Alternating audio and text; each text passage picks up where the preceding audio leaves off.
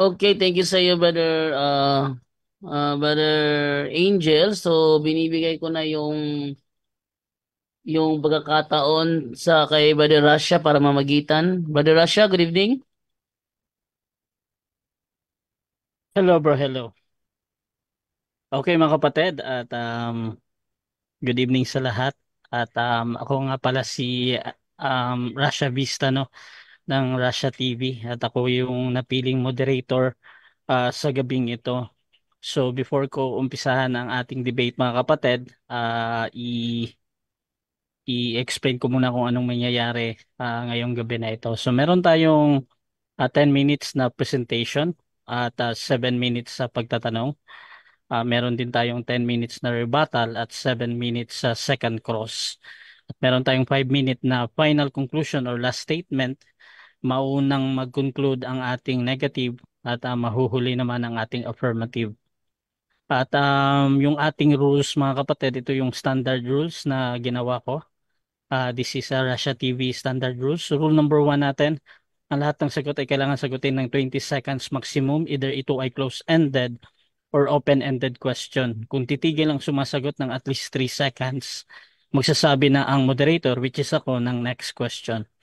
Rule number 2 natin, kung close-ended ang question or categorical, kailangan sumagot doon sa pagpipilian muna bago magpaliwanag ng hindi lalampas ng 20 segundo. At kung nalalabag ito mga kapatid, pwede kayong tumawag ng moderator at doon lang ako magre-react. Ayan. Rule number 3 natin, kung hindi niya sasagutin ang tanong, magkakaroon siya ng 10 segundo ng pagpapaliwanag at yan na yung pinakasagot niya sa tanong. Rule number 4 natin, sagutin ang tanong na naaayon sa tanong. So kung meron tayong tanong na sino, dapat magbigay tayo ng pangalan or noun kung kailan. So this is a date or an event. So ako po yung decide dyan kung pasok ba yung sagot mga kapatid. Rule number 5, sa first stand doon lang dapat magtanong sa inilatag ng katunggali. At during sa first cross-examination, kung tinatanggi niya na nilatag niya yan, automatic next question yan. At sa rebuttal, pwede na doong itanong ang lahat ng bagay.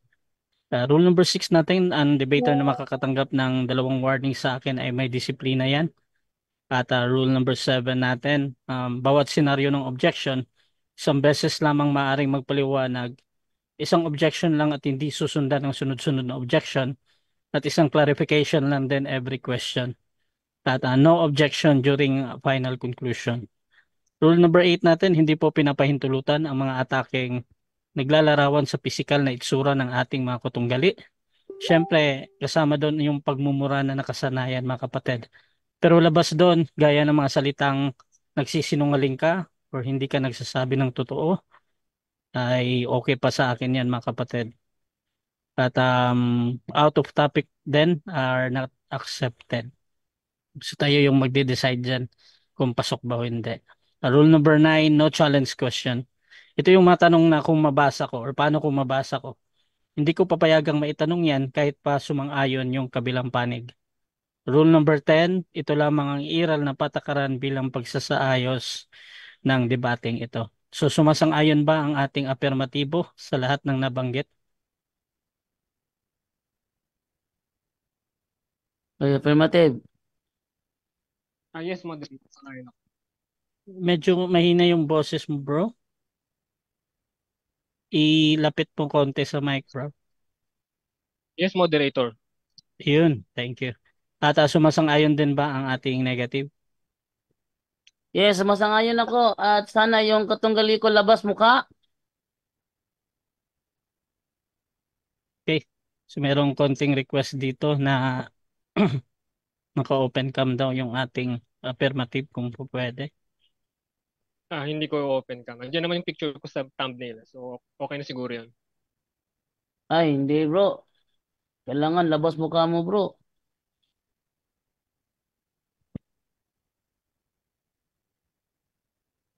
Pwede naman siguro mag-proceed nang wala naman siguro sa rules na kailangan nilabas yung mukha. Moderator, saan ang pag-usapan? O sa rules ko, po pwede yan. However, um, kung sa kabilang panig ay kung hindi niya itutuloy kung Sa um, sa protocol namin bro, kailangan pag may talakayan dapat labas yung muka para makita ang sincerity ng kausap ko. Mm, At sinend ko na yung pangalan ko, pati yung picture ko. So siguro sapat na sincerity na yun para matuloy yung debate. At hindi mahalaga yung mukha ko, kundi yung sasabihin ko mismo.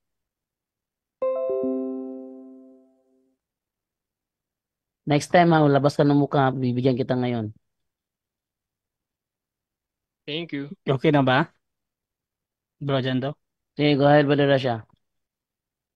Okay, so umpisahan na natin ang ating debate mga kapatid. Pero bago yan, please share yung ating live streaming dahil maraming nagla-live ngayon mga kapatid. Lalong-lalo na dito sa punto por punto mga kapatid.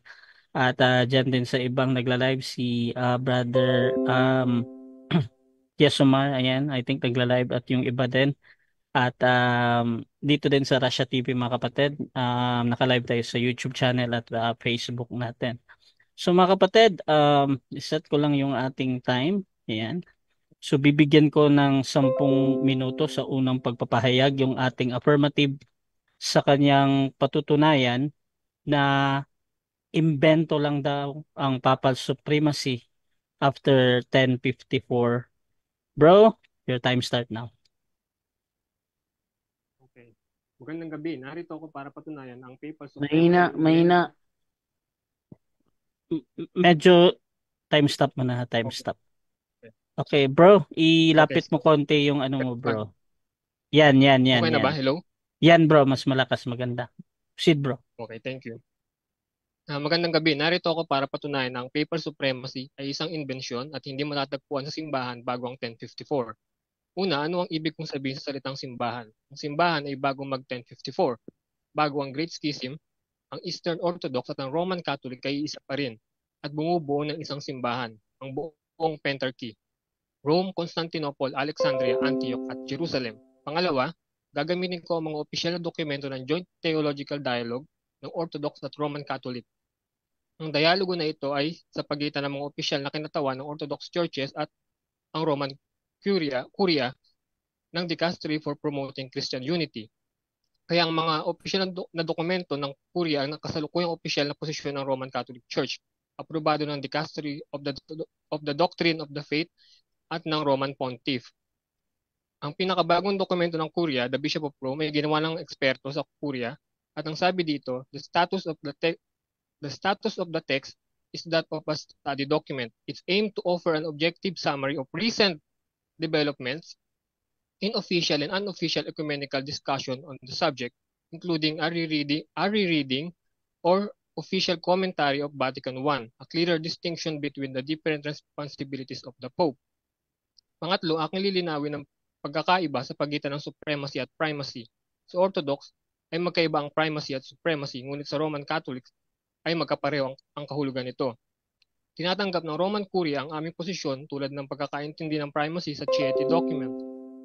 Sabi dito, Christian tradition makes it clear that within the synodal life of the church at various levels, a bishop has been acknowledged as the first. Jesus Christ associates this being first with service. Whoever wants to be first must be last of all and servant of all. Habang ang kahulugan ng supremacy ay para sa mga Orthodox ay nasa Pastor Eternus ng Vatican I at Catechism of the Catholic Church 937. The Pope enjoys by divine institution supreme, full, immediate, and universal power in the care of the souls. Tinatanggap ng Roman Curia ang pagkakaiba ng primacy at supremacy.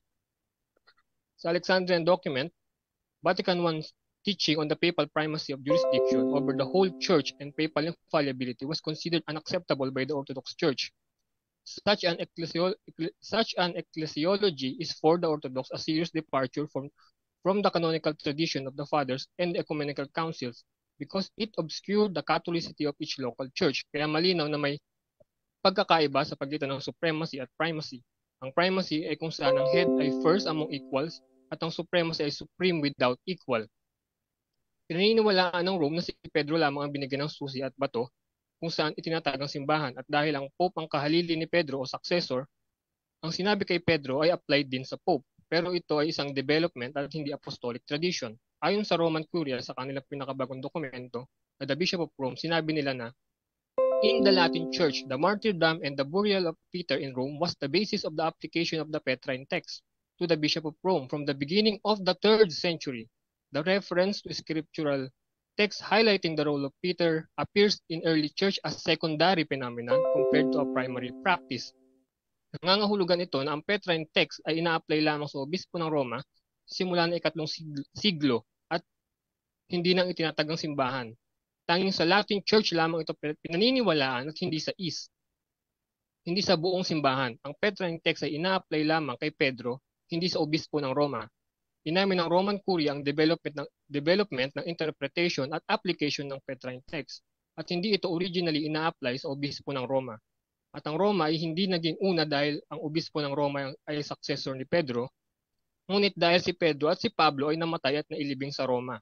Ayon mismo sa Roman Curia, at lahat ng ito ay nagtuturo na walang papal supremacy o kahit primacy bago ang ikatlong siglo.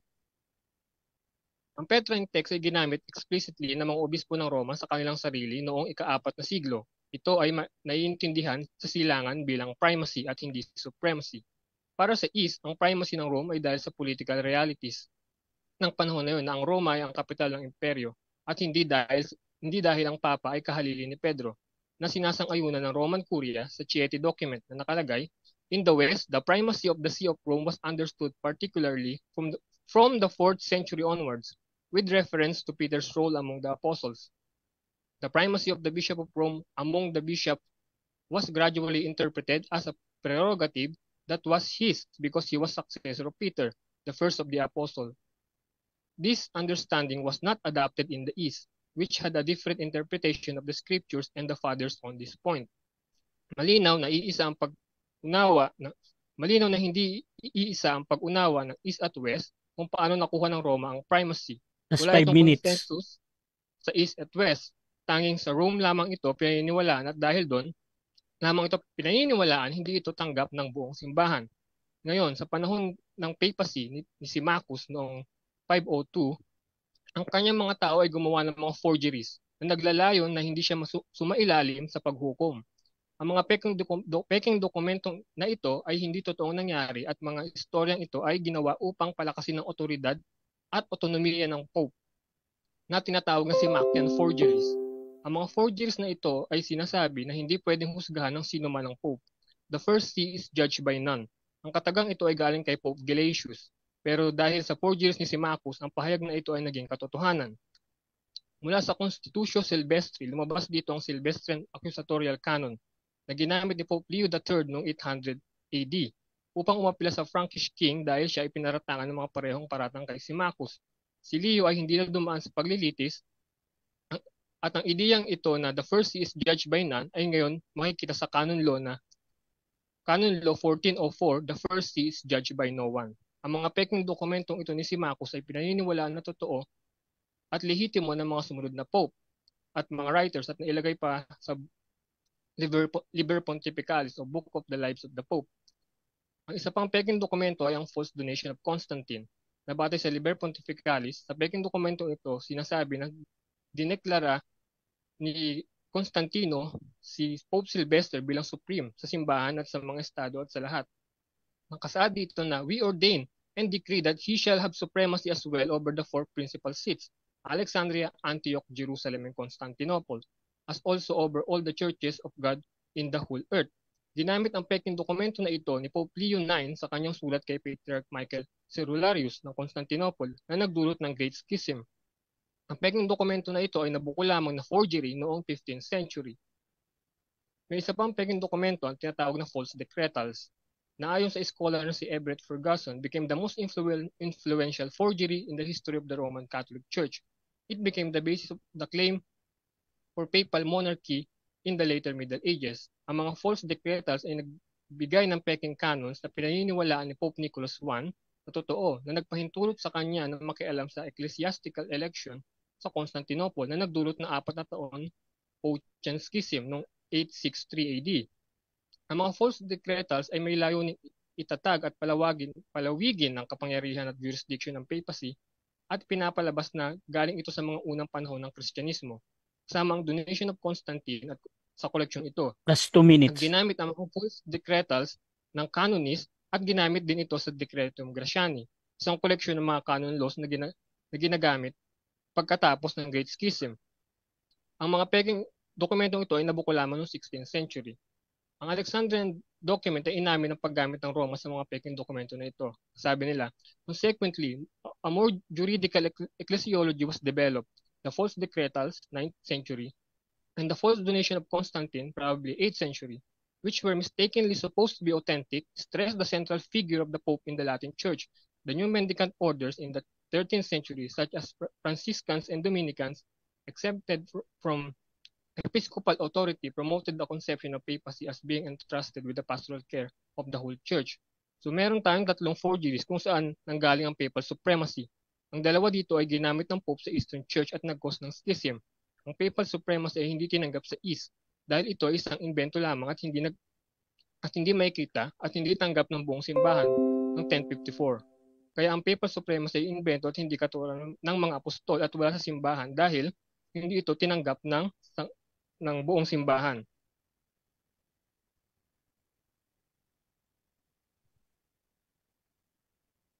Tapos na, moderator. Okay. So, dyan nagtatapos ang unang pahayag ng ating affirmative, mga kapatid. At dako tayo sa 7 minutes na pagtatanong ng ating negative. Brother Jando ng Roman Catholic Church. 7 minutes. Your time start now, bro.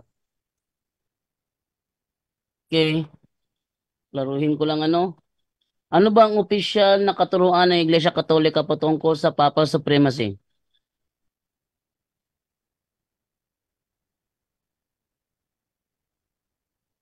Sagot? Ito na, wait lang. Nakalagay sa Catechism of the Catholic Church 937, the Pope enjoys by divine institution supreme, full, and immediate and universal power in the care of the souls. Anong unawa mo doon sa CCC 937 na Supreme? Kung titignan natin sa Vatican I, siya ay may supreme jurisdiction at may supreme authority doon sa sinasabi dito na wala noong unang panahon. Wala noong early church. Supreme and immediate jurisdiction. Sumasangayon question. ka, sumasangayon ka ba na ibig sabihin nito ay nangingibabaw siya sa lahat? Yes or no? Yes. Okay. Next, meron ka bang mababasa na ang pangingibabaw ng Pope sa buong Iglesia nagsimula lang after 1054 o wala? Moderator, challenge question ba yun? Hindi. Meron, nagtatanong siya, meron ba daw? Wala. Okay.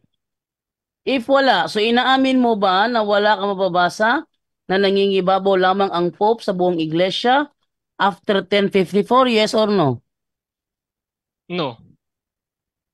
At dahil nag-no ka, pwede mong pakibasa mo at nang malaman ng karamihan na meron palang mababasa na after 1054 doon lang nangibabaw ang Pope sa buong Iglesia.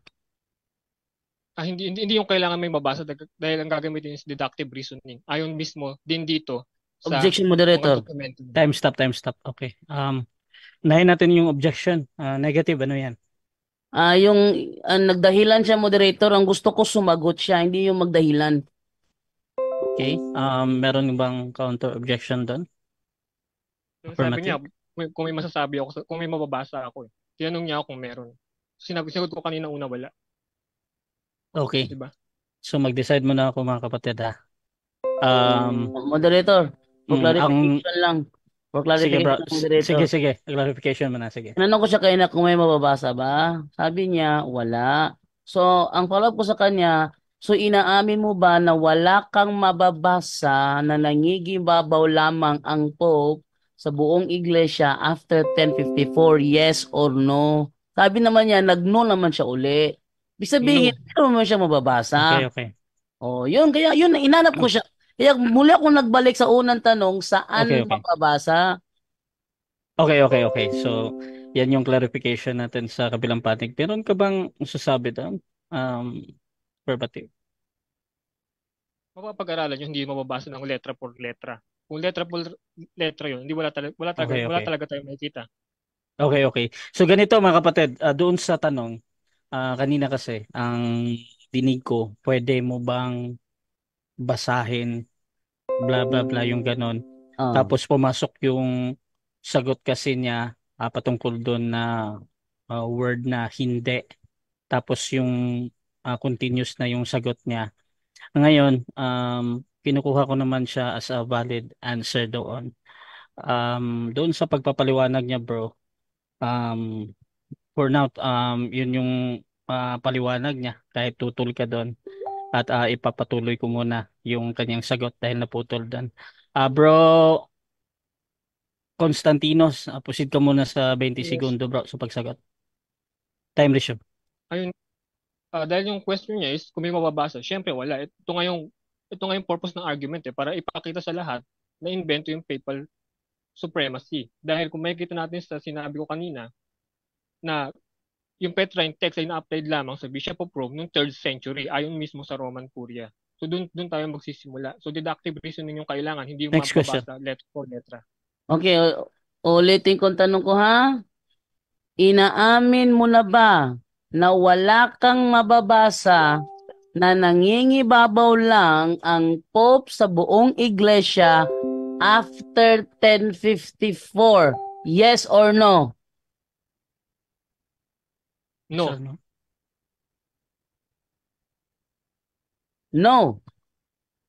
Time stop No. muna, time stop. Time stop na. Bro, gusto ko lang i-educate ulit si Brother Constantinos sa ating rules. Na baka akala mo yes or no lang yung sagot. Meron kang 20 seconds lagi sa pagpapaliwanag, bro, ha? Kahit categorical or Same answer din close-ended. kasi. Same answer din yung Close-ended kanina question. lang. Okay, okay, Thank you, bro. brother. Thank you, moderator.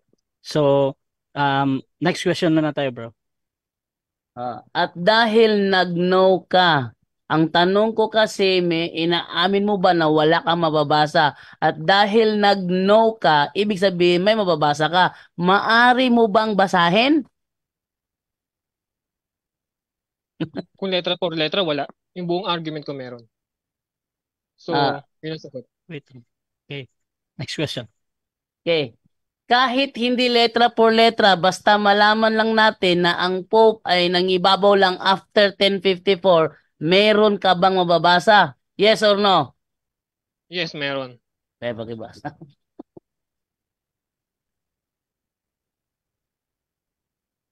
Next question. Okay. Maaari mo bang basahin na nangibabaw lang ang Pope after 1054 dahil meron ka palang mababasa? Sige, ito sa Chieti document nakalagay, in the West, the primacy of the See of Rome was understood particularly from the 4th century onwards. With reference of Peter's role among the apostle, the primacy of the Bishop of Rome among the bishop was gradually interpreted as prerogative that was his because he was the successor of Peter, the first of the apostle. This understanding was not adopted in the East, Next which question. had different Next interpretation. question. Anong specific na taon ang 4th century? Sa panahon ni Pope Gelasius at ni Leo, Ano specific na taon? 300? Ano yon? after Second Council of Constantinople, wala akong specific date. Before 1054 ba yan? Yes or no? Before 1054. Okay. So inaamin mo ngayon na before 1054, meron na palang papa na nangingibabaw sa buong iglesia. Yes or no? No. Alin ba talaga totoo? Nangibabaw sila after 1054 o before 1054? After. Ulitin ko ang tanong ko ha. Saan natin nababasa na after 1054 nangibabaw ang papa sa buong iglesia?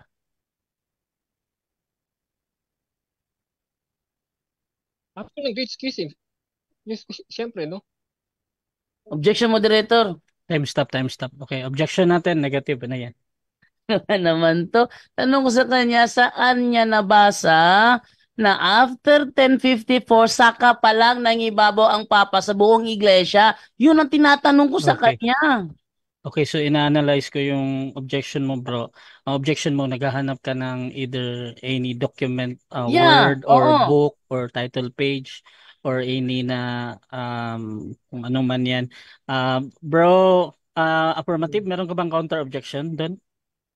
Kasi wala yung mga question niya is wala pa sa mga nilatag ko eh. Okay. So, pag ganyan, i-automatic next question ko yan. Okay. Next Time resume. question.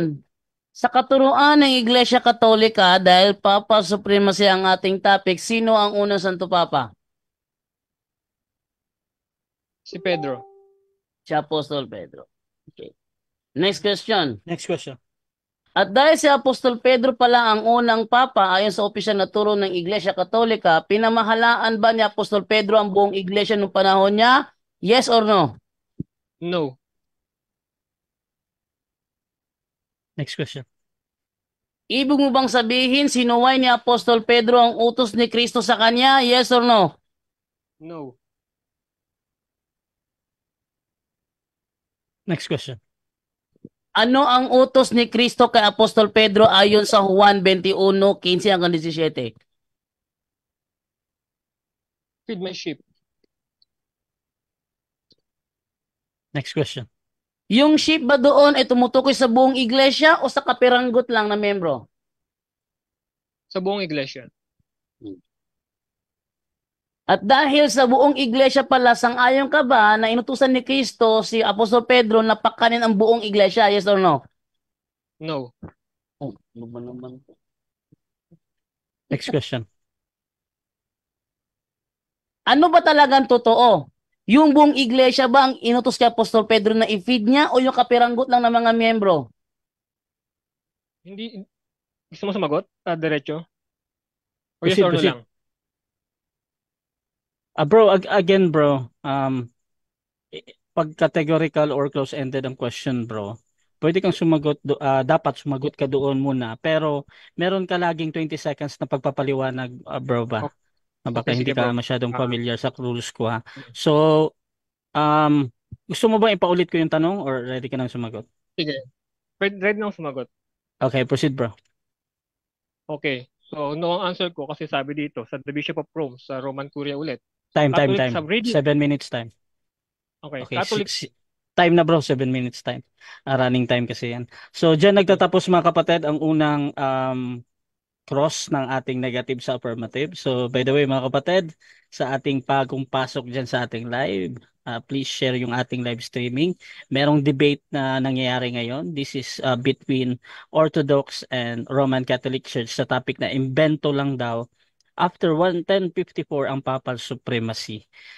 Affirmative natin dito si Ren Signo at ang ating negative si Brother Jando Alabado. Ito lang yung nababasa ko mga kapatid, sa ating dito. So, bibigyan ko ng 10 minuto sa pagtutol naman. Brother Jando, your time start now, bro. Okay, thank you sa iyo, moderator. At ako'y nalilito sa aking katunggali ngayon dahil atras abante. Laban o bawi. Nag-yes, biglang magnuno. Magnuno, biglang mag-yes. Ano ba talaga, kuya? Eto, nagtaka ko kanina, tinanong ko siya, yung inutos ni Kristo kay Apostol Pedro, feed my sheep. Yung sheep ba doon is referado lang sa kapiranggot? Kasi kapag kapiranggot lang, hindi yung buong iglesia. Pag hindi yung buong iglesia, hindi siya nangibabaw. Ha? Kung kapiranggot lang. Eh, sumagot siya, buo. Eh, di buo din nangibabaw siya kasi yun ang ipapakainin niya eh. Parang ganito ba? Nagpakain ka ng aso mo. Sino nangingibabaw? Yung aso mo o ikaw? Siyempre, ikaw yung nangingibabaw dyan kasi ikaw yung nagpapakain sa kanila. Hindi ka naman pinapakain ng aso mo. Parang ganun ba? Ano ba naman to? Oh, forward na tayo sa aking presentation. Ano ba ang Papal Supremacy ayon sa Wikipedia? Ito. Papal supremacy is the doctrine of the Catholic Church that the Pope, by reason of his office as Vicar of Christ, the visible source and foundation of the unity, both of the bishops and of the whole company of the faithful, and as pastor of the entire Catholic Church,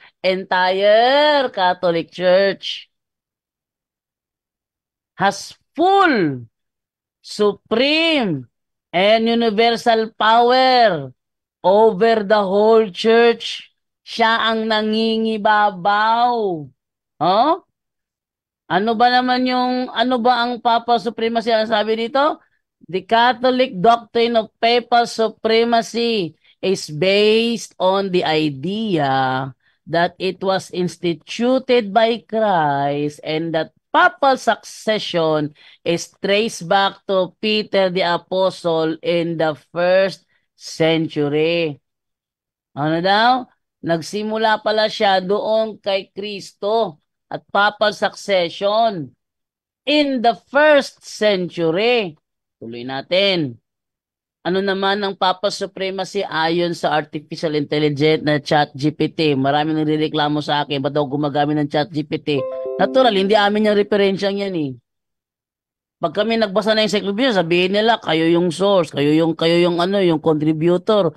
Pag nabasa ako ng ChatGPT, hindi kami contributor, reklamo pa rin. Kasi maniwala na sa ChatGPT si John Doe Alabado. Ano ba naman to? Oh, what is the Catholic's view of papal supremacy?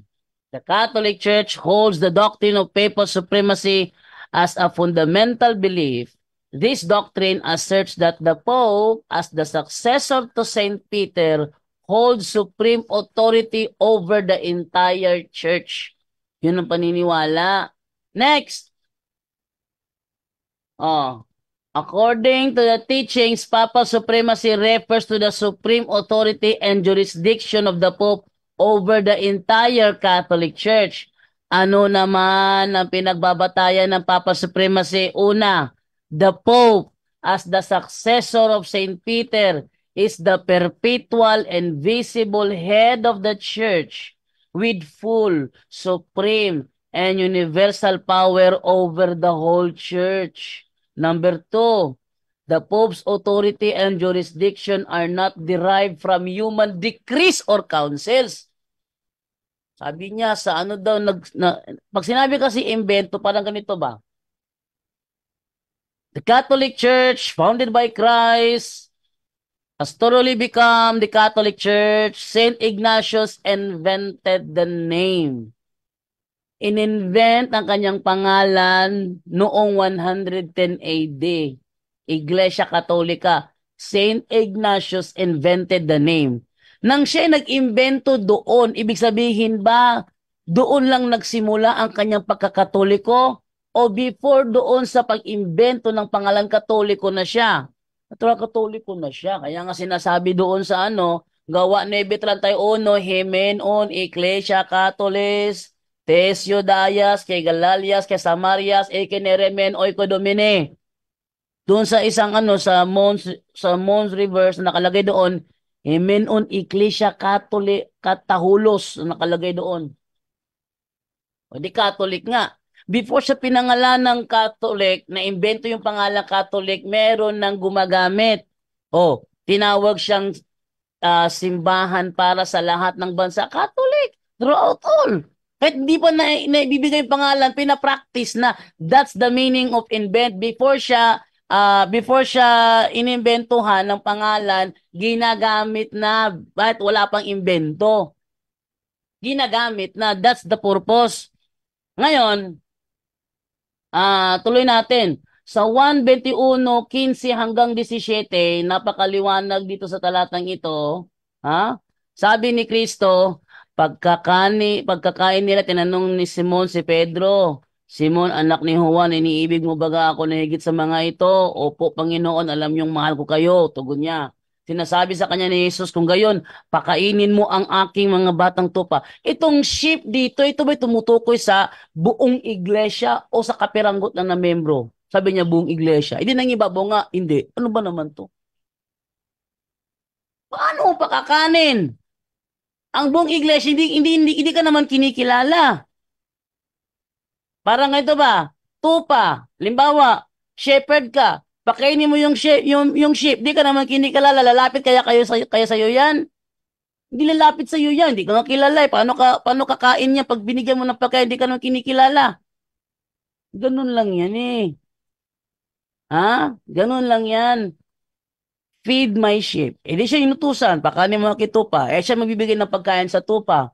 Eh what if yung tupa hindi ko kilala sa kanya? Hindi kakain yun.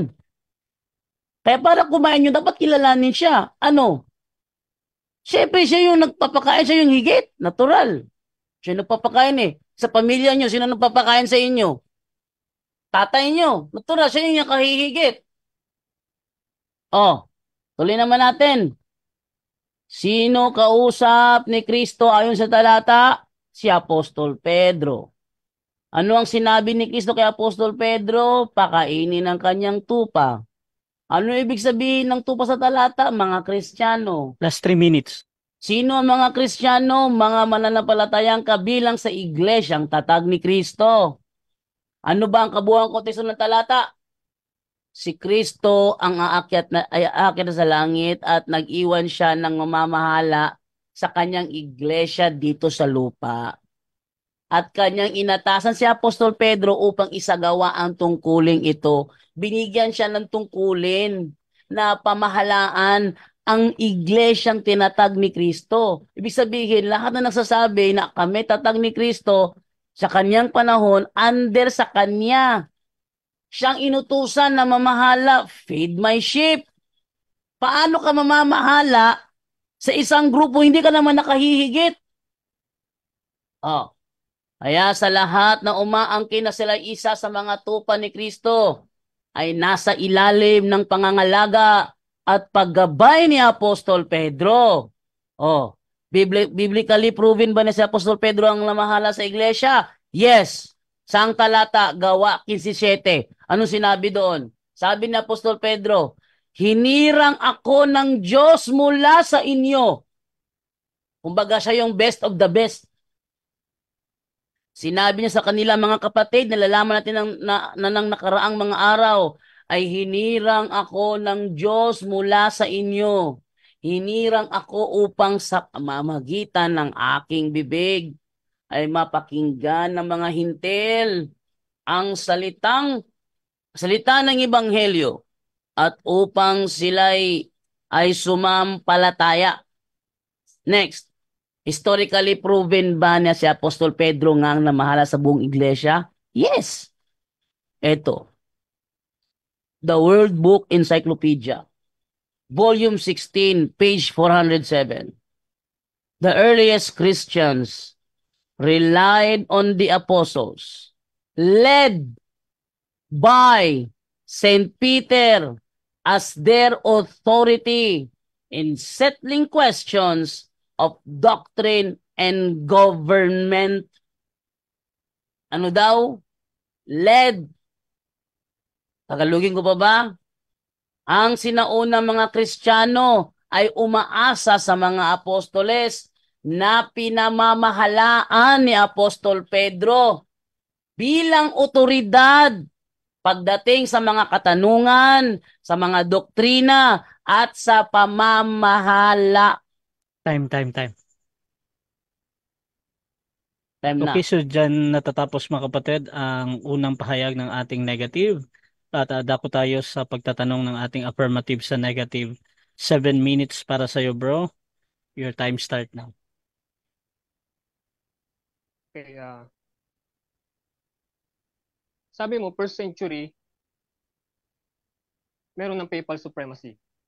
Tama o mali? Tama. Si Apostol Pedro ang unang papa at siya nang ibabaw sa lahat. Sabi nga niya sa Gawa 17, ako'y pinili mula sa inyo. Sabihin, siya yung best of the best kaya siya nakahihigit. May referensya pa tayo. All the apostles relied to Saint Peter as they were led by Saint Peter. Oh. Next question. Okay, next question. So ayon sa sinabi ko kanina, sabi dito ng Roman Curia, in the Latin Church, the martyrdom and the burial of Peter in Rome was the basis of application of Petrine text to the Bishop of Rome from the beginning of the 3rd century. Sabi mo, na-apply na siya yung 1st century, pero ayon sa Roman Curia, 3rd century, na-apply yung Petrine text sa Bishop of Rome. Tama ba yung Roman Curia o mali? Ay, Petrine text ang sinasabi dun.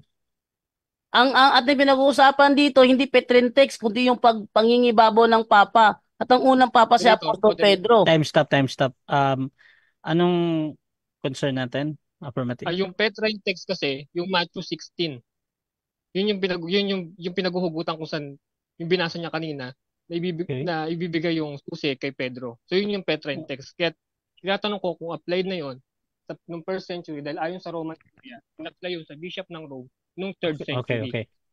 Okay, so ulit yung tanong mo, apply ba daw yun? Brother Jando, meron So, kang counter objection? ang question ko, Oh, wait moderator, lang bro. Okay na ang yan. question ko, moderator, ay kung mali ba yung Roman Curia na-apply yung Petrine text ng third century sa Bishop Mali of ba? Rome? Okay, mali ba yun? Brother Jando, may counter objection ka already ka nang sumagot. Moderator, hindi ko nakita yung kanyang referensya at hindi ko mapatunayan kung hindi ko alam kung saan niya kinuha yan, saan niya hinugot yan. Eh, hindi ako Kasi mag-agree dyan dahil wala akong alam sa binabasa niya. Ang alam ko okay. lang, ang alam ko Okay, lang, oh sige. okay bro. Pero ko siya, Um, Ganito, magde-decide muna ako doon sa Okay. objection patungkol doon sa tanong. I think Mm. sumasagot naman si Brother Jando. Ngayon, gusto ko lang ipatuloy yung pagsagot niya ng 20 seconds. Doon Mm. sa hindi ka uma-agree bro. Proceed ka bro. 20 seconds bro. Hindi ako umaagree kasi hindi ko nakikita yung kanyang referensya, hindi ko alam kung saan niya kinuha yan. Ang alam ko lang, first century nangibabaw na si Apostol Pedro at matibay na ebidensya dahil siya ang unang Santo Papa. Pag sinabing imbento, walang nangibabaw kahit sa Apostol Pedro hindi nangibabaw. Eh nangibabaw eh. Yung, di ba yung stand mo? Next question. okay, so ulit So ang sabi ng Roman Curia to Dicastery of Christian Unity, na ang Petrine text ay na-upload lamang sa Bishop of Rome noong 3rd century. Ang sabi mo, 1st century. So mali ba yung Roman Curia? Yes or no? Ayon to sa bagong document ng Bishop of Rome na na-release noong June 2024. Yes or Ah, no? moderator, Time stop bro. Anong objection bro? yan yung tanong niya kaninang sinagot ko na hindi ko tatanggapin kasi hindi ko alam yung binabasa niya. Wala nga siya na ipapakita na Okay, okay, okay. referensya. Hindi ako mag-a-agree doon. Ang alam ko lang si Apostol Pedro, inamin Okay, niya, okay. unang papa, nangibabaw sa lahat. Okay, okay, okay, okay. So, ganito. Actually, sumasagot ka naman, bro, Jando, ulit. Yung yes or no, sagot mo, hindi. Tapos, meron kang continuation doon. Gusto ko lang i-on kasi yung time. Bro, Jando, proceed ka muna sa hindi ka agree. Proceed, bro. Hindi ako agree kasi hindi ko nababasa yung pinapakita mo. Yung binabasa mo. Hindi ko alam kung saan mo kinuha yan, saang kalendaryo mo kinuha yan, saang magazine mo kinuha yan. Ang alam ko lang, si Apostol Pedro bilang unang papa nangibabaw sa lahat at may mga ebidensya ako dito. Kaya ibig sabihin, hindi siya invento lang after 1054 kasi before 1054, Next question. ginagawa na ni Apostol Pedro. Next question. Okay. Thank you, moderator. So sinabing sa feed my sheep, ibig sabihin ba si Pedro lang yon? Hindi kasama yung mga apostol? Yes or no? No, dahil si Apostol Pedro lang talaga sinabihan doon.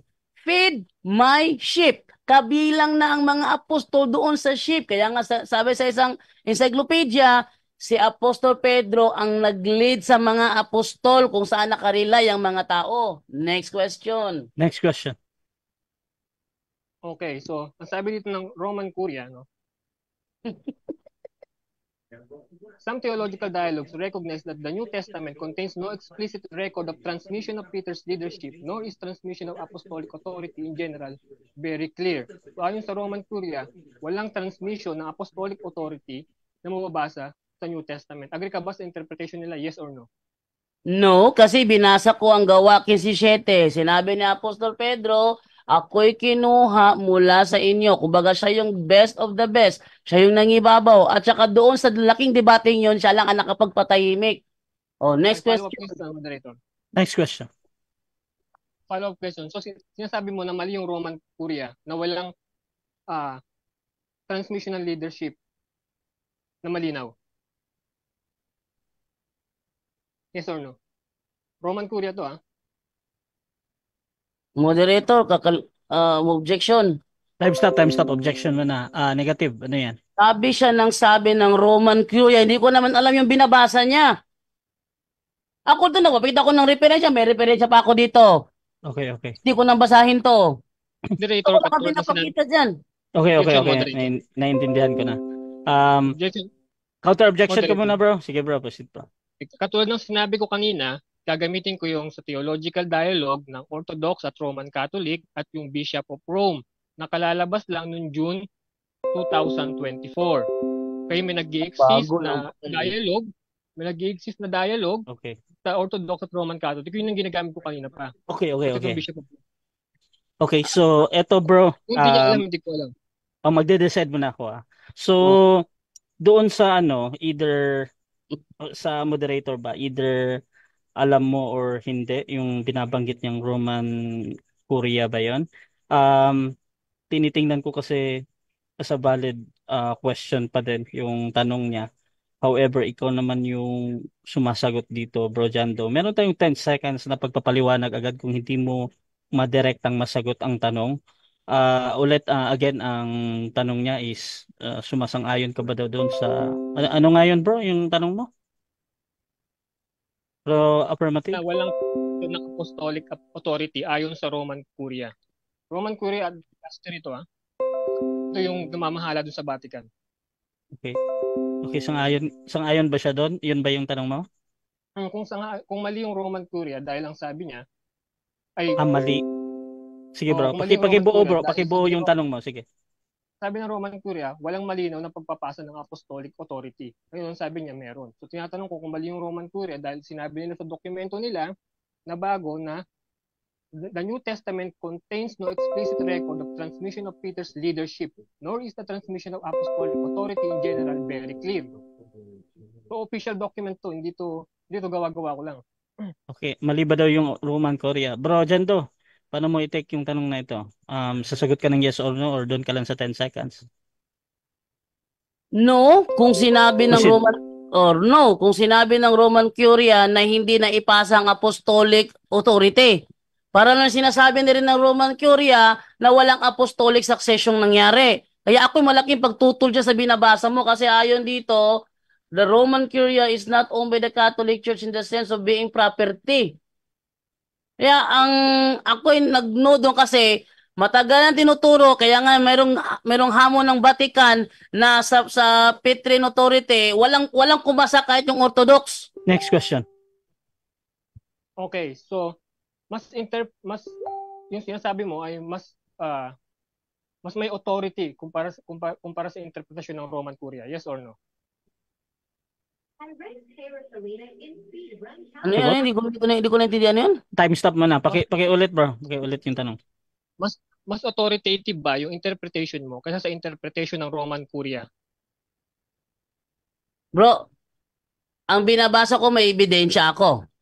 Yung binabasa mo hindi ko nakikita. Ba't ako nag-agree? Moderator. Time stop mo na. Objection natin, affirmative. Anong objection?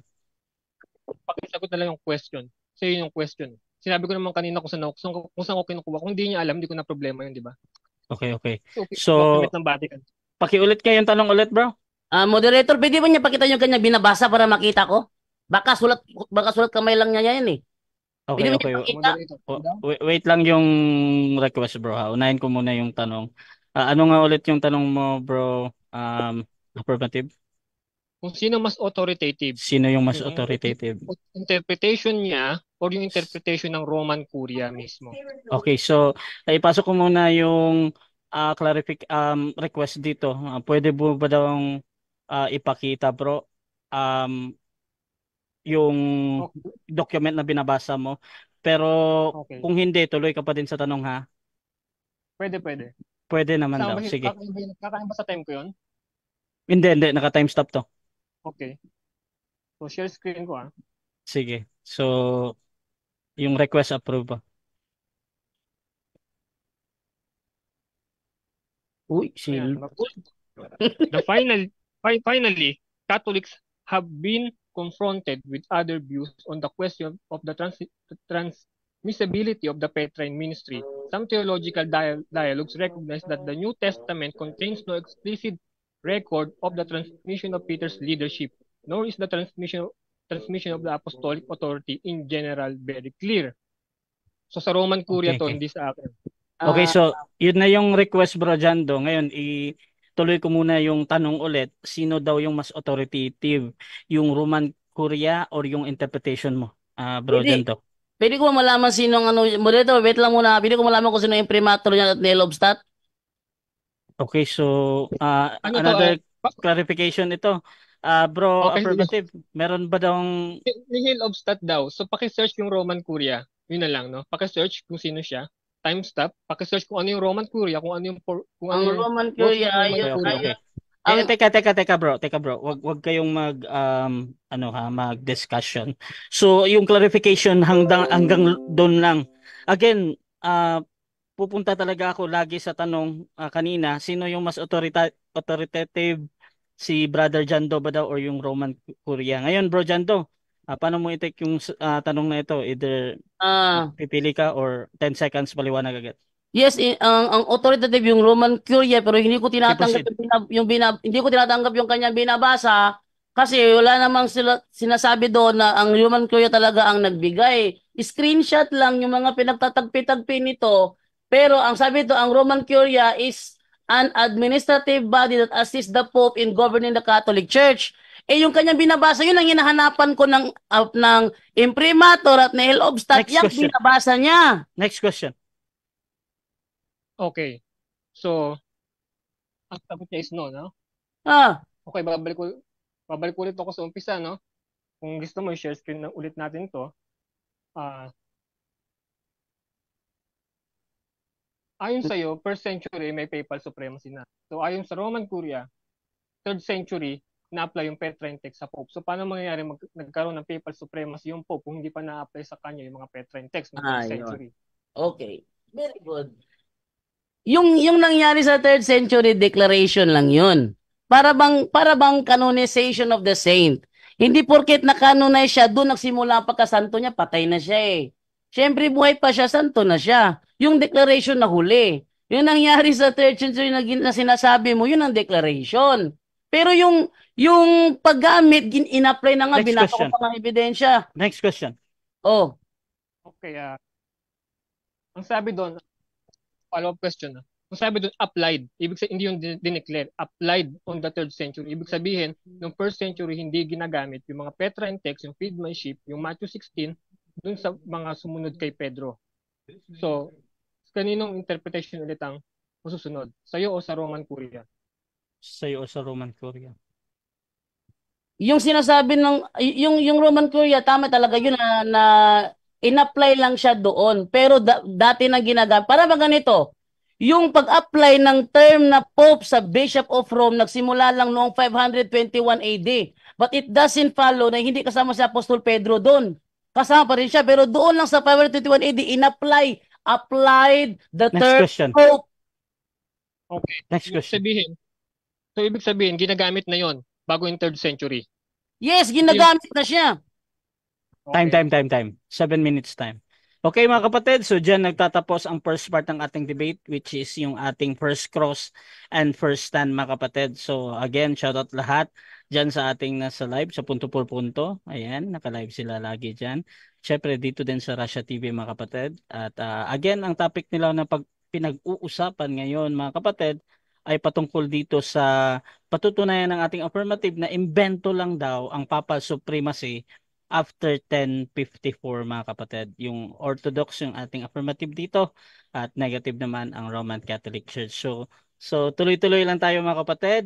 This is rebuttal stage. So bibigyan ko ng 10 minuto ulit ang ating affirmative. Set ko lang yung kanyang time. 10 minutes bro. Your time start now. Okay, so nakita natin, kasi natin niya, isa sa claim niya na mali pa yung Roman Curia na namamahala, no, yung kung paano ipatupad ng Pope yung papal infallibility niya, yung yung grupo ng mga cardinal na yon, hinahanapan niya ng imprimatur na galing mismo sa Roman Curia. Hinahanapan niya ng imprimatur. So nakakatawang isipin yun dahil mismong galing yun sa Pope, may approval na yun ng Pope, hindi mo kailangan ng imprimatur doon. Ngayon, sabi niya kanina sa tinanong ko siya kung na-apply ba yung Petrine text. Sabi niya, na-apply daw ng first century. Okay, since naghahanap siya ng mababasa. So, bibigyan natin ito ulit, no? Hindi niya naman nasagot yung mga question. So, ito ulit, ha? Screenshot doon, ha?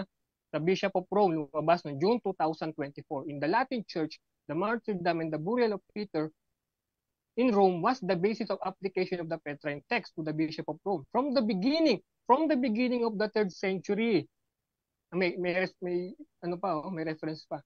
The reference to scriptural text highlighting the role of Peter in the early church as a secondary compared to a primary practice.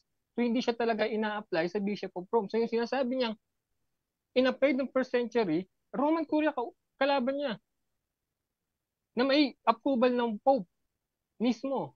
So hindi ko alam, hindi ko problema kung di alam ni John Doe yung bagong text ng Roman Curia at yung nangyayaring dialogue sa Orthodox at Roman Catholic. So malinaw dito sinabi, the Latin Church, yung martyrdom at burial ni Peter ang naging dahilan ng application sa 3rd century. Hindi dahil si Pedro yung successor ni Peter. In-apply siya sa Bishop of Rome dahil doon namatay si Peter at si Paul. Yun ang basis ng application ng Petrine text. At na-apply siya sa beginning ng 3rd century. So, ibig sabihin yung binabasa niyang feed my sheep, yung Matthew 16 kung saan binigay yung keys at tinatag yung simbahan na hindi ginagamit sa Bishop of Rome bago yung 3rd century. Malinaw yan sa sinabi ng Roman Curia na sinagot niya kanina 1st century. So, ang sabi niya, mas authoritative yung interpretation niya at mali yung Roman Curia dahil hindi siya agree. Okay? So, hindi siya agree sa isang document na aprobado ng Pope. Okay? So, ang sabi niya kanina, feed my sheep. Ngayon, anong meron doon sa feed my sheep? Pabalik tayo dito, no? Sabi niya, ang binigyan lang nun ay yung si Pedro. Babasahin ulit natin. 38. Catholics have rediscovered a diversity of leadership in the New Testament since responsibility for pastoral leadership was not restricted to Peter. Kaya tinanong ko siya kung yung feed my sheep ay kay Peter lang. Ang sabi ng Rome, hindi. Ang sabi, rediscovered a diversity of leadership in the New Testament since responsibility for pastoral leadership was not restricted to Peter. So mali din to kasi mas authoritative si John Doe. No?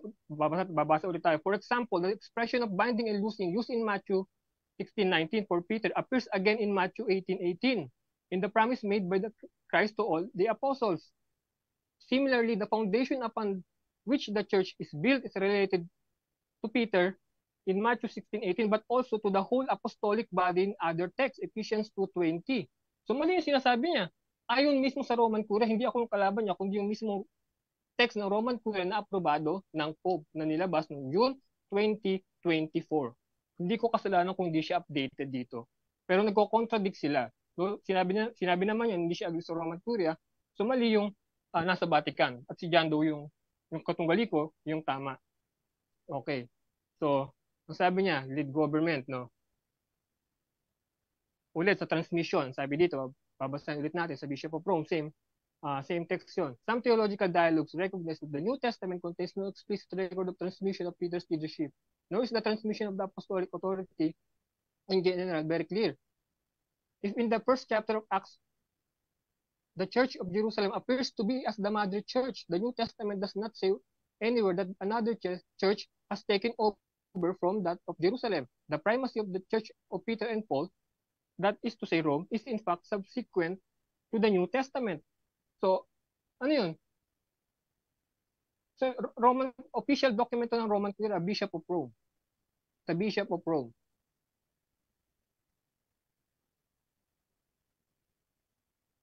Ngayon, so wala siyang sinabi dun sa mga forgeries. No? Sa first stance ko, wala siyang sinabi. Kundi binasa lang niya kung ano nasa Wikipedia, pero hindi niya in-address yung argument ko na tatlong forgeries o mga peking dokumento na ginamit ng Pope para palakasin yung kanyang papal authority. Babasahin natin sa first task no, kasi hindi nasagot eh. So okay, ang sabi ko kanina, ginamit ng Pope yung donation of Constantine na peking dokumento. Ngayon, tignan natin ha.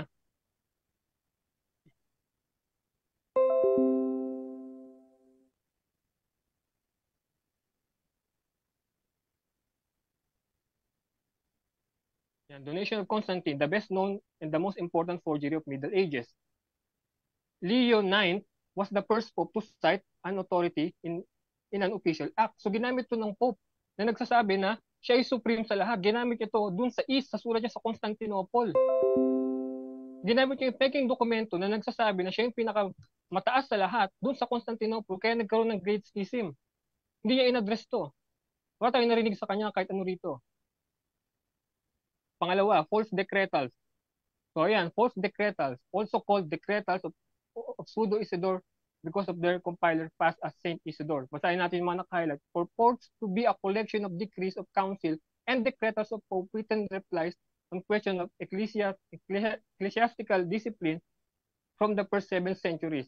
The collection contains letter of Pope's proceeding Council of Nicaea from Clement, Miltiades, all which are forgeries. So ginamit ito ng Pope para i-assert yung authority nila sa East. Bakit sila gagamit ng fake document kung tanggap naman pala noong unang panahon na yung Pope ay supreme? Bakit kailangan nilang gumawa ng mga forgeries at ibigay yun sa East? Kung tanggap naman pala, so wala tayong narinig dito. False decretals, false donation of Constantine, wala tayong narinig. Ngayon sa Simakian forgery, sabi dito, the dispute also caused considerable fraudulent literature. Last 3 minutes. Simakian forgeries, drawn on by later exponent of the doctrine that no one can pass judgment to the Pope. So yung nasa canon law is galing dun sa isang forgery. Nagaling kay Gelasius na wala namang gumamit dahil wala siyang pakitang example. So gumawa sila ng peking dokumento para example na hindi pwedeng husgahan yung Pope. So galing ulit to sa forgery. So makikita natin, bakit kailangan gumawa ng robe ng forgery kung mayroon pala pininiwalaan na papal supremacy noong 1st century bago mag-schism. So dahil naghiwalay na, supreme na yung Pope kasi wala na yung Constantinople, Alexandria, Antioch, Jerusalem. Wala na. So supreme na siya dahil mag-isa na lang siya. At nanggaling lahat yun sa mga forgery, sa mga peking dokumento na nung binigay nila yun sa East, nagkaroon ng schism. Dahil walang ganun sa kanila, ayon din sa sinabi ng Roman Curia. Sabi dito, no? In the West, the primacy of the See of Rome was understood, particularly from the 4th century onwards. 4th century lang yung primacy lang ito, hindi pa yung supremacy. 4th century onwards, with reference to Peter's role among the apostles. The primacy of the Bishop of Rome among the bishops was gradually interpreted as prerogative that was his because he was the successor of Peter and the first of the apostles. At yung pinakamahalaga, this understanding was not adopted in the East, which had a different interpretation of the scripture and the fathers on this point. So, ibig sabihin, walang ecumenical acceptance yung papal supremacy. Hindi siya tanggap sa buong simbahan. Doon lang siya sa kung saan siya nanggaling. Walang acceptance to. So, wala tayong narinig na rebuttal dun sa Simakian forgeries. Wala tayong narinig na rebuttal sa donation of Constantine. Wala tayong narinig na rebuttal dun sa last 1 minute. False decretals. So, yung last minute ko, no?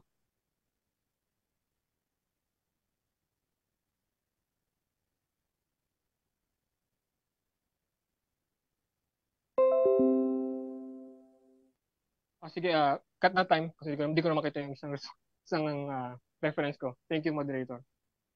Okay. So dyan natatapos ang rebuttal ng ating affirmative at dako tayo sa second cross ni negative. Jando ng Roman Catholic Church, 7 minutes para sa iyo, bro. Your time start now. Okay, unang tanong ko dito kay Renz. Renz. Sabi ni St. Augustine, 397 AD, a bishop of more than ordinary influence could afford to disregard a number of conspiring enemies because he saw himself joined by letter of union to the Roman Church, in which the supremacy of an apostolic chair has always flourished. Sangayon ka ba rito? Okay, ulit yung question, sorry. Time stop mo na. Pakiulit. Kasi nagmadali ako kasi baka maupos ng oras eh. Okay, pakiulit, no? Sabi ni St. Augustine, AD 397, a bishop of more than ordinary influence who could afford to disregard a number of conspiring enemies because he saw himself joined by letters of communion to the Roman Church, in which the supremacy of an apostolic chair has always flourished. Ito ba, sumasang-ayon ka ba dito o tumututol ka? Time issue. Sa interpretation mo, yes, tutol ako. Objection, moderator. Time stop na, time stop. Okay. Objection natin, negative. Hindi pa ako Okay, nag-i-interpret. Nagbabasa lang ako. Okay. Counter objection dun sa affirmative, meron ba? Bago ako mag-umatol. Ay, hindi, sige, go na. Okay, yung objection kasi ng affirmative doon sa premise ng tanong niya na sang-ayon ka ba daw doon sa binasa niya or hindi. Ngayon, ang sagot mo kasi ay hindi ka sang-ayon doon sa interpretation niya. Ang Yes. gusto ng um, negative, doon ka daw sumagot sa um, parang document ata yun yung binasa niya.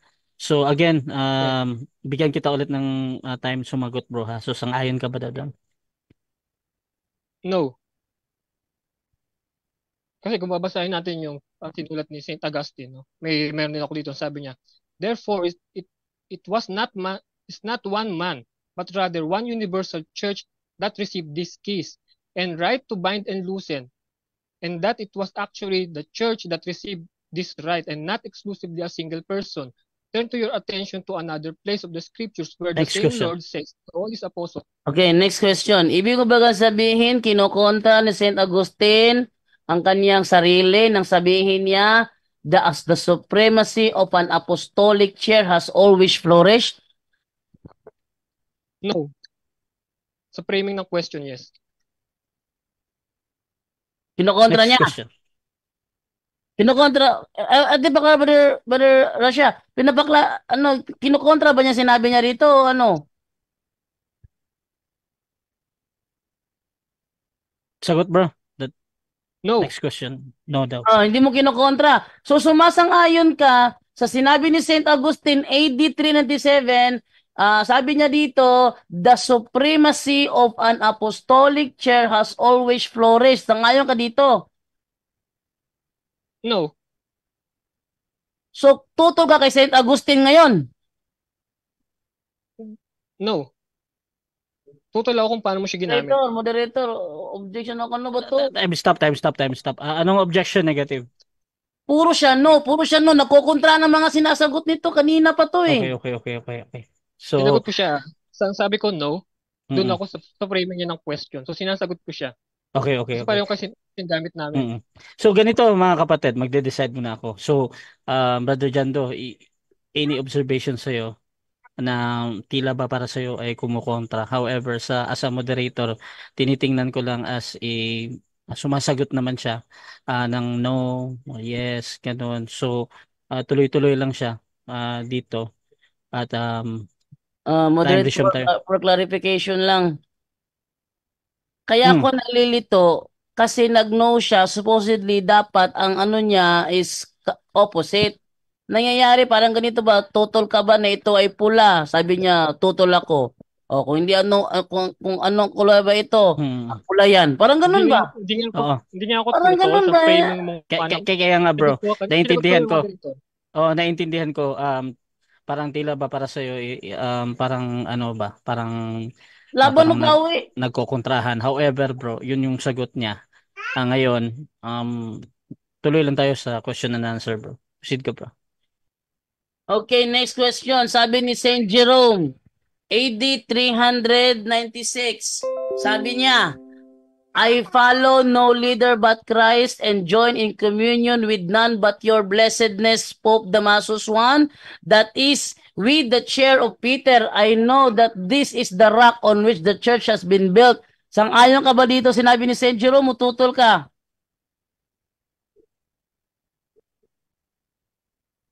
Sagot?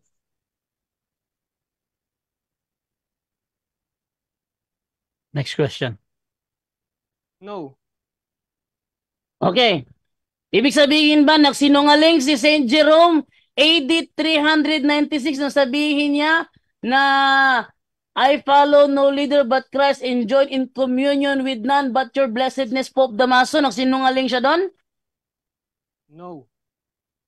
So, yung sinabi niya, totoo sinabi niya o mali? Tama yun o mali?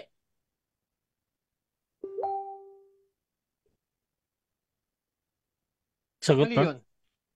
Mali daw. Mali ang sinabi ni St. Jerome. Yung ba sagot mo? Yes, mali yun. So, Mali mali yun. St. Jerome, ikaw yung tama, ganun. No. Ano ba naman to? Sabi mo Kasi mali, sabi mo Wait, mali. wait lang, wait lang, wait lang, wait lang. Time stop muna. Nalito Time ko stop ba muna. na siya? Oh, wait. Oh, Atas wait lang bro. naman. Oh, wait lang bro, dyan do ha. So, ganito bro. Magpapaliwanag pa kasi. Proceed ka muna bro, 20 seconds sa yung pag-no. So mali ba si St. Jerome? Hindi siya mali. Kontra ba ako kay St. Jerome? Hindi. Ngayon, kung tama ba sinabi ni St. Jerome? Yes. Kasi sa Orthodox, hindi infallible ang mga saints. Ngayon, kung babalik tayo dito sa stand ko kanina, sabi dito, in the West, the primacy of the See of Rome was understood particularly from the 4th century onwards. Lahat ng kinukut mo, 4th century eh. Next question. Hindi first. Oh. Next question. Yung 4th century ba after 1054 o before 1054? Before 1054. Ah. So Pero mali inaamin pa rin. Wait, No. wait lang. Time stop muna. So bro, baka nararapid question mo si affirmative ha, kasi gusto niyang magpaliwanag pa. Bro, affirmative, magpapaliwanag ka ba yung sa last na Yes. sige, Yes. proceed ka, 20 seconds bro. Okay. Kahit sinabi nga kasi ng Roman Curia na yung ganong interpretation ay 4th century onwards at doon lang yon sa Rome. Hindi tinatanggap ng East. So hindi siya wala siyang general acceptance, doon lang siya sa East. Kung doon lang siya sa West, kung doon lang siya sa West, hindi yung tinatanggap ng buong simbahan. Next So question. kahit before. Next question. So, ibig sabihin, tinatanggap mo na kahit di tinatanggap pala ng East, at least existed na siya before 1054. Tama ba o mali? Yes. Oh, Big yun. yes. Di ba? Next question bro. Okay. Eto, sabi ni Peter Chrysologus, AD 449, for we by reason of our pursuit of peace and faith cannot try cases on the faith without the consent of the Bishop of Rome. Tanong, bakit kailangan pa ang consent of the Bishop of Rome? Dahil yun yung paniniwala niya. Next question. Yung answer ko mo dito. Okay. So sumasang-ayon ka na ito'y nangyayari before 1054. Yes or no? Yes, sa Rome lang. Hindi sa buong church. Okay. So tinatanggap mo na ngayon na meron palang Papa Supremacy before 1054. Yes or no? No. Dahil para masabi na merong papal supremacy ng before 1054, dapat accepted yan sa buong Christianity. Katulad ng Trinity na accepted sa lahat, hindi lang sa Rome. Next question. Okay. So anong paliwanag mo sa sinabi ni Peter Chrysologus na we cannot try cases on the faith without the consent of the Bishop of Rome? Bakit kailangan pa ng consent niya? Yun ang sagutin mo. Yun nga yung paniniwala niya eh. Kasi yun ang understanding sa West na hindi wala sa East.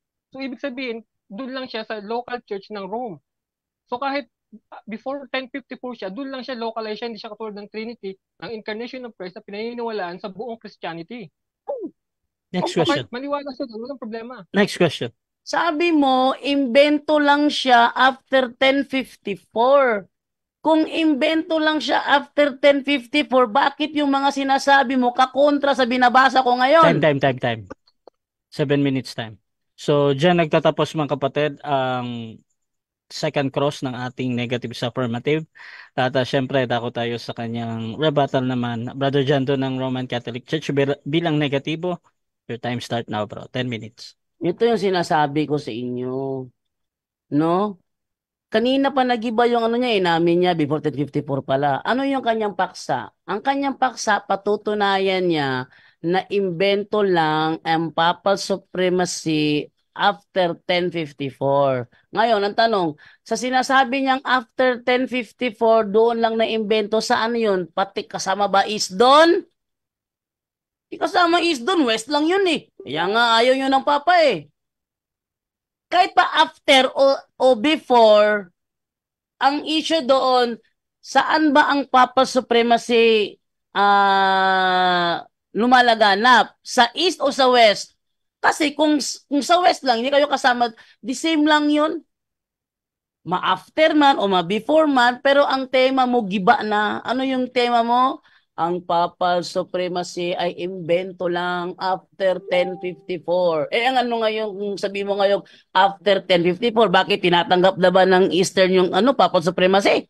Di ba hindi rin? Kahit before nila tinatanggap. Oh, kaya sabi niya, imbento. Kung imbento, ba't eto, ba't ganito, ganito, ganito? Sabi niya, doon lang in-apply. Hindi ba niya alam na ang title Pope ay in-apply sa Bishop of Rome date 521? Ibig sabihin ba, before 521 walang Pope? Kung gano'n, ba't kinaniniwala si San Pedro ang unang Papa? Tamo? Yung mga mo, contradiction lahat. Magtanong ako, nag-no ka na. So yung follow-up question ko, opposite na doon. Aba, parang ganito ba? Sang-ayon ka ba na pula ito? No. Ako hindi ito. Pula, ano ito? Pula yan. Parang ganun ba? Ano pa talaga? Pula o hindi pula? Pula. Oh, sang-ayon ka ngayon na pula ito? No. Ano ba naman yan? Para ko nagipag-usap sa hindi ko alam. Oh, yan niyo ha? Peter Chrysologus AD 449 before 1054 meron nang nagpa-practice ng Papal Supremacy. Kaya nga tinanong ko siya, ano ang ibig sabihin ng we cannot try cases on the faith without the consent of the Bishop of Rome? Ano ibig sabihin nun? Sabi niya, paniniwala niya yun. Ano ba naman tanong yan? Ano ba naman klase sagot yan? Ano ibig sabihin nun? Paniniwala niya yun. Ano ba naman? Para akong tanong ba? Ha? Kayo ba, oy, kayo ba nanalo sa basketball? Ba't di ka kumain kanina tanghalian? Yun ang ano ba? Oo, kumain kami ng tanghalian. Hindi. Ang tanong ko, kayo ba nanalo sa basketball? Kumain kami ng tanghalian. Parang ganun lang yung kausap ko ngayon. Ano ibig sabihin nito? Paniniwala niya yan. Ano ba naman klase? Red herring fallacy ang tawag dyan. Red herring fallacy. Hindi ka sumasagot. Ako ang may-ari ng building na yan. Ay, ganun ba? Ba't hindi ka kumain ka ng tanghalian? Red herring fallacy yan. Ano ibig sabihin to? Ba't kailangan pa ng consent ng Bishop of Rome? Kung wala pa lang Papal Supremacy. Ba't kailangan pa ng kanyang consent? Ano ba? Oh, we cannot try cases on, ito pa sabi ni Saint Jerome. Oh, I follow no leader but Christ and join in communion with none but your blessedness Pope Damasus. Ba't may ganun pa? Ha? Oh, ito pa, sabi niya dito, since the East, shattered as it is by the long-standing feuds subsisting between its peoples, is it by bit tearing into shreds the seamless vest of the Lord, I think it my duty to consult the chair of Peter. Ba't kailangan pa siya mag-consult sa chair of Peter?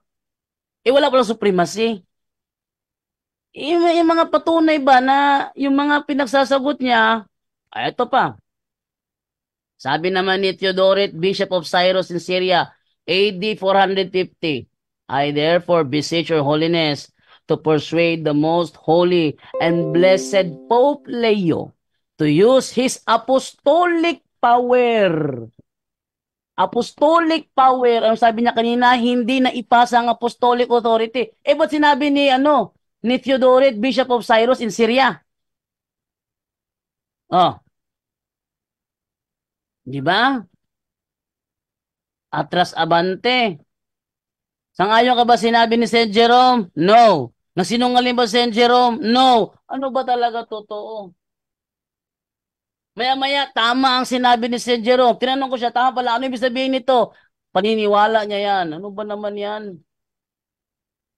Red herring fallacy lang ba natutunan mo? O, tuloy tayo. Sabi naman ni Saint Sophronius, Patriarch of Jerusalem. East ito. Kasi Patriarch of Jerusalem ito eh. AD 638, teaching us all orthodoxy and destroying all heresy and driving it away from the God-protected halls of our Holy Catholic Church. And together with these inspired syllables and characters, I accept all his letters. I accept all his letters. Kaninong letter yun? Sa Pope. And teaching us proceeding from the mouth of Peter, the Horipheus. And I kiss them and salute them and embrace them with all my soul. I recognize the latter of definitions of Peter and the former of those of Mark. Oh. So, siya naman yung nag-atasabante. Ano ba talaga? Ano ba talaga? Oh, eto pa. Sabi niya hindi daw naipasa yung ano apostolic authority. Sabi ko nga, sabi to sa Early European Civilization by Roscoe Lewis Ashley, page 345. The church at Rome was believed also to have been founded by Peter, who had received special authority from Christ and had granted it to his successors, the Roman bishop. Ano daw? Had received special authority from Christ and had granted it to his successors. Tingnan mo. Yung kanilang authority na ipasa pala, akala ko ba sabi niya wala daw na ipasa. Wala daw apostolic power na naipasa. O binabasa na nga natin dito. Oh.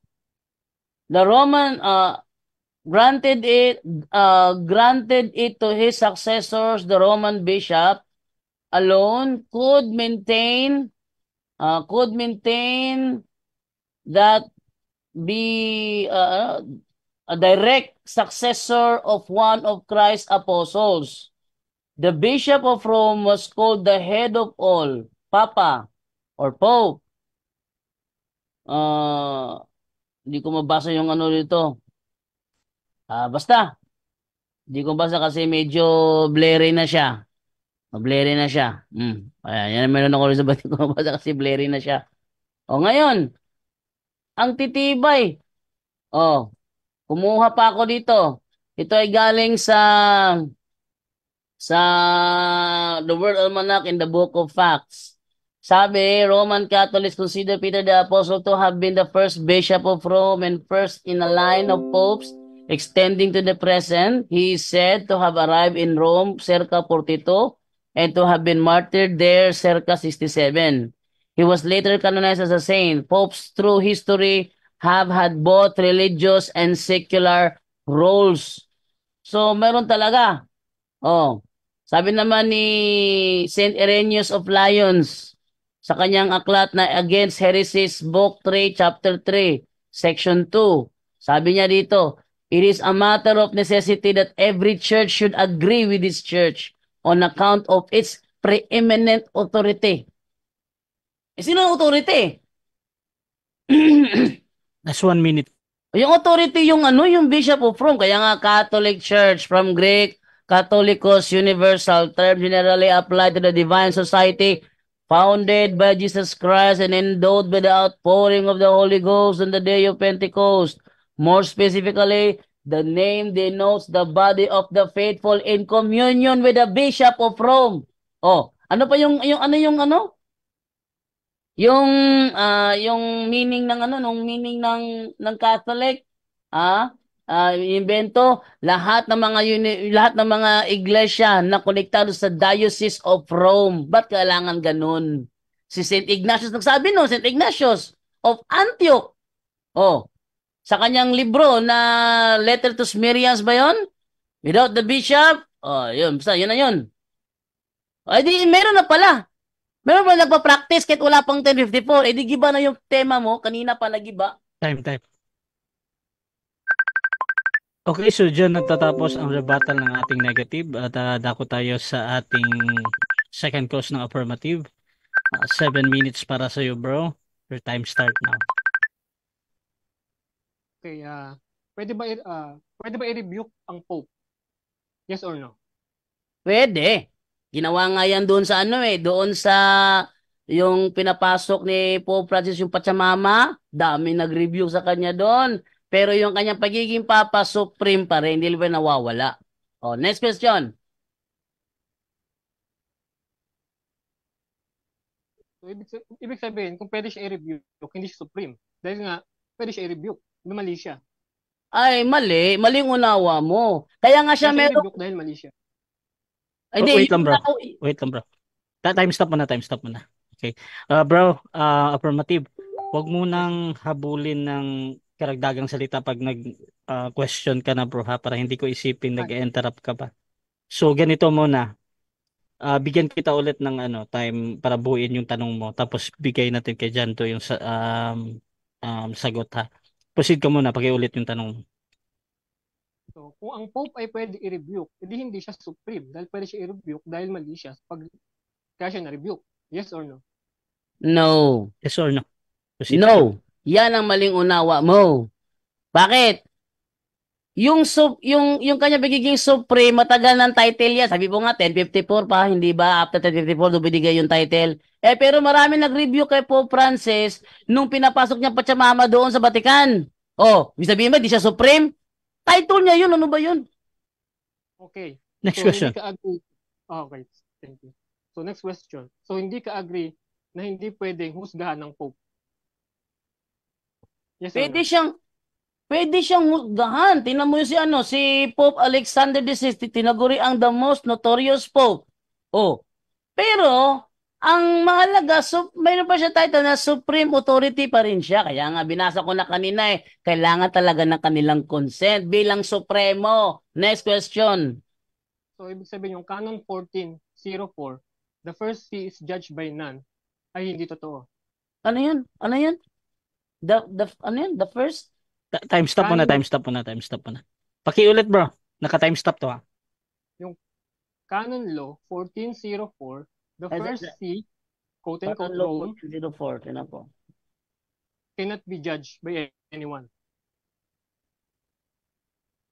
Ang tanong bro, Ang tanong, mali ba yung nasa Canon 1404 na the first see, yung Rome, cannot be judged by anyone? Yes okay, or mali no? ba daw yun? Yes or no? Ay, tama yun. Tama yun. Wala namang humatol kay Pope Francis nung pinasukan siya. Iba kasi yung hinatulan sa ni-rebuke lang. Maraming nag-rebuke kay Pope Francis nung pinapasok niya Pachamama sa Vatican, pero walang isa man ang humatol sa kanya na nagpalaya sa kanya dahil pinapasok niya doon, Pachamama doon. Next question. Okay. So, sino yung mas authoritative kanina sa mga binasa mo na napasa yung authority ni Peter dun sa mga pope? Yung Roman Curia o yung mga referensya na binasa mo? Lahat pareho authoritative. Ang problema nito yung unawa mo. Dahil para sa iyo, once ni-rebuke, hindi na supreme. Nasa iyo pa lang diferensya, wala sa mga dokumento. Objection moderator. Hindi yung Objection. Okay, proceed ka bro. Anong objection bro? question ko, yung binasa niya kanina na napapasa yung authority ni Peter dun sa mga pope. Sino ang mas authoritative? Yung interpretation ng Vatican, ng Roman Curia, o yung mga binasa niya? Yes or Okay. no? Sino dun sa Oh, dalawa? Sorry. sino sa dalawa? Okay, bro Jando, meron ka bang counter objection doon bago ako Yes, umangkat? counter objection. Parehong tama yung sagot ko. Sabi ko niya, tama pareho. Okay. Okay. Tama pareho.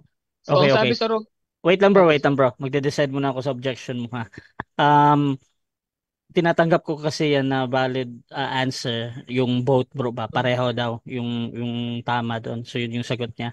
So proceed ka okay. bro. Okay. So, ang question ko ulit, rephrase ko, ayon sa Roman Curia, walang malinaw na pagpapasa, ayon sa binasa natin kanina sa screenshot, walang malinaw na pagpapasa sa New Testament ng apostolic authority ni Peter dun sa mga pope.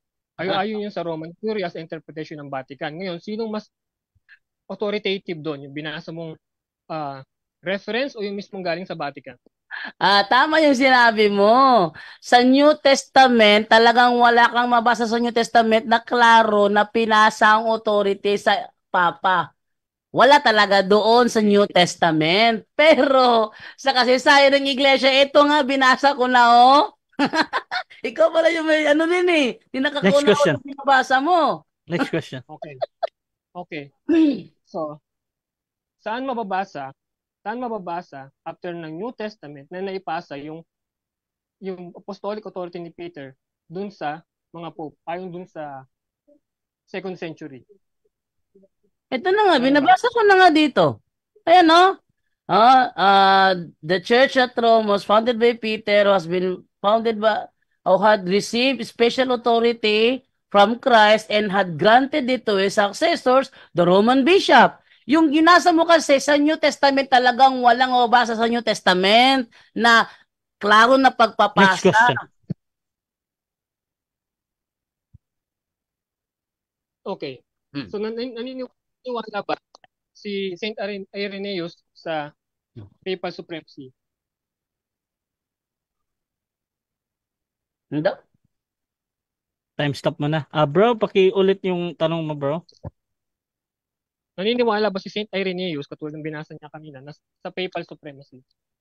Si Irenaeus Yes. naniniwala ba? Yes, Yes. naniniwala siya sa kanyang aklat na Against Heresy. Sabi niya, it is a matter of necessity that every church should agree with this church on account of its preeminent authority. Yung authority ng iglesia, yun ang kanyang ulo. Yun ang papa. Next question. Okay, Next babasa lang ako question. ha. So sabi dito kay Eusebius, no? Then there was one Victor who presided over the church at Rome, immediately attempted to cut off from the common unity the parishes of all Asia with the churches that agree with them as heterodox, and he wrote letters, declared them excommunicate. But this did not please all the bishop, and they besought him to consider things of peace and neighborly unity and love.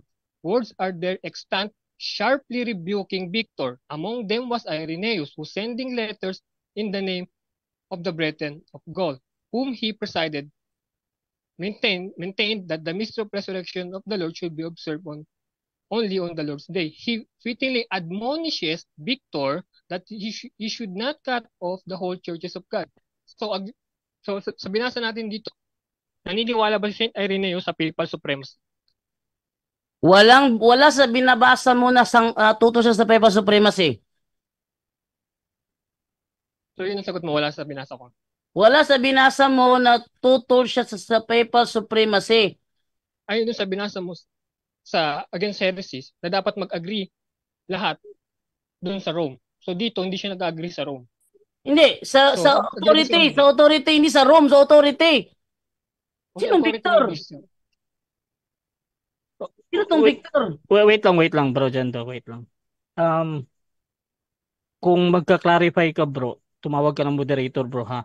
Dito tayo sa question muna ni affirmative sa'yo. Kasi medyo natatabunan yung boses Tumagot niya. na ako moderator sa tanong ni Oo. affirmative. Doon tayo sa question muna kasi parang nagtatanong siya pero hindi ko masyadong nakuha din. Bro, pakiulit nga yung tanong mo, bro. Okay. So ayon sa binasa, dun sa Against Heresies na dapat lahat mag-agree sa Rome. So sa binasa natin dito, ni-rebuke ng mga bishop yung Pope at pinagalitan siya ni Saint Irenaeus na malinaw na hindi siya agree dun sa Rome. At yung Rome na yon ay yung Pope nila na si Victor. So pwede mo bang gawin yon sa Pope ngayon? Pwede ba daw? Wait lang ha. Moderator, klaruhin ko muna ha. Time stop muna. Okay, clarification. Pasok. Okay, i-clarify ko lang muna ha. Yung kanyang binasa kasi ano yung kanyang binasa eh. Sino tong Victor? Klaruhin lang natin, sino tong Victor? Yung Pope ng Rome. Pope Victor? Victor 1. Mm-hmm. Victor 1 daw, bro. Wait lang muna, moderator. Klaruhin ko muna ha. Para maano ko. Anong taon yan? Okay, baka ko lang moderator para meron tayong idea pati tayo pa nakasagot. Ay, kung isa-search mo si Victor, search mo na lang kung yung time niya. Hindi, anong taon yan? Hindi ko na-prepare yung taon dahil walang taon na nakalagay dito. Teka ha. Saint Irenaeus. Bro, ganito, bro.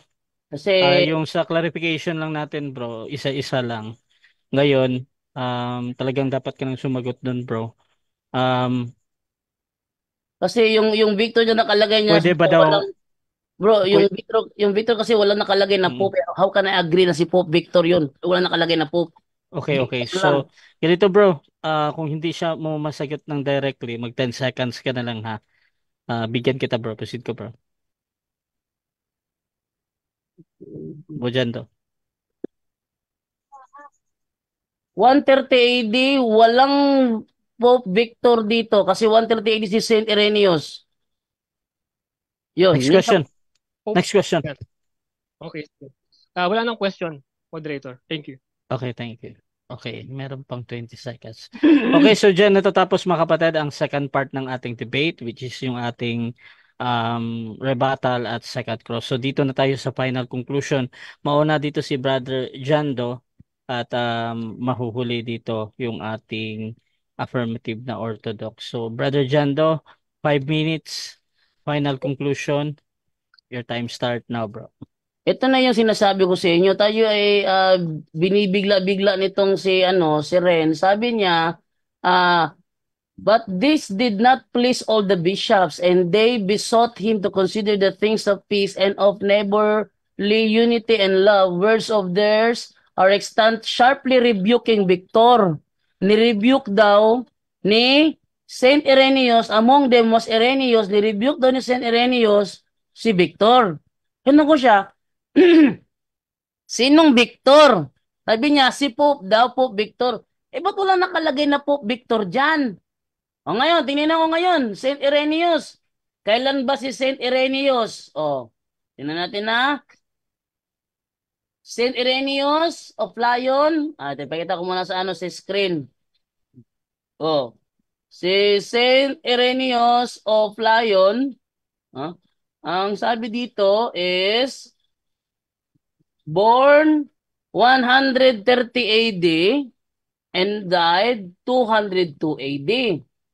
Tapos ito tayo sa list of the popes. Ito list of the popes sa 100. Oh, ito tayo sa 130 AD. Wala namang wala namang Pope Victor, no? So pabilisan to kasi kahit pa matagal na siyang hindi Pope, hindi ako sang-ayon na ito si Pope Victor eh. Bakit? Kung si Pope Victor, hindi ako sang-ayon niya bakit wala nalagay na Pope eh.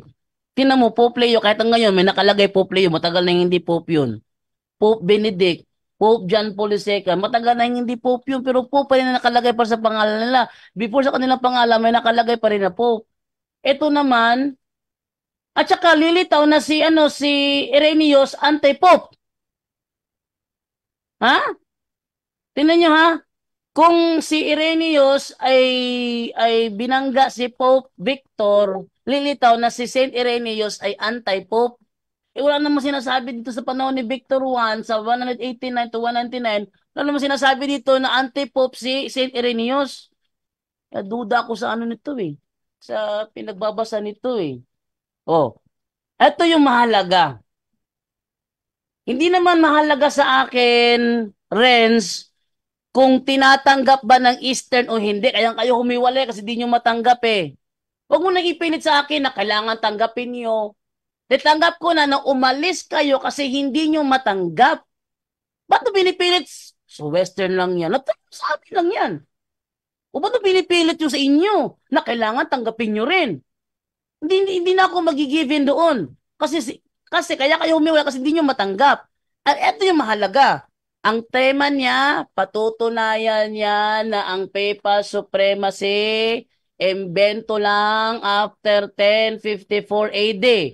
Ebidensyang giba, wala siyang nabasa na ang papal supremacy imbento lang after 1054 AD. Tinanong ko siya, may nabasa ka ba? Wala.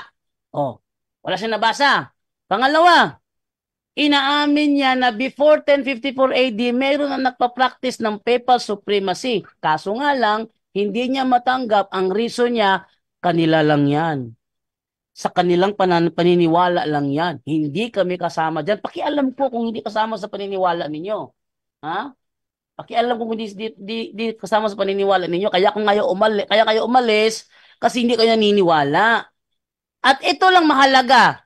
Maniwala ka man o hindi, tanggapin mo man o hindi, ang mahalaga, inamin mo kanina na before 1054, ginagamit na pala ang papal supremacy. Yun ang mahalaga sa akin. Dahil sa pag-amin mong yon, doon nagiba ang tema mo. Kasi ang tema mo, inimbento lang siya after 1054. Saan inimbento? Siyempre sa Western, di ba na kayo kasali doon?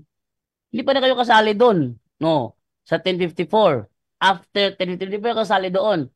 Pero ang mahalaga sa akin lang ngayon, in which ay natutuwa naman ako sa naging resulta dahil inamin mo kanina na yes, pinapractice na pala. Sa Western lang. Hindi kayo kasama. Eh, wala akong pakialam dun. Ang mahalaga, may ebidensya ako, pinapractice na pala before 1054 at inamin mo pa. Time. Ayun. Okay, so dako din tayo sa final conclusion ng ating affirmative sa kanyang topic. 5 minutes bro, your time start. Okay, so ayan. So makikita natin, no? Salita siya ng salita ng giba, salita siya ng salita ng inamin, pero wala naman siya nagiba, may inamin ba ako? So yun lang parang, gusto niya yung yes or no. So parang usapang nasakali lang yung gagawin natin. Parang ganun lang. Pero una, wala siya nabanggit dun sa Simakian forgery. Meron ba? Wala. May nabanggit ba siya sa donation of Constantine? Wala. May nabanggit ba siya sa Post Decretals? Wala. Kumontra ba siya sa Roman Curia? Oo. Kilala niya ba si Pope Victor? Hindi.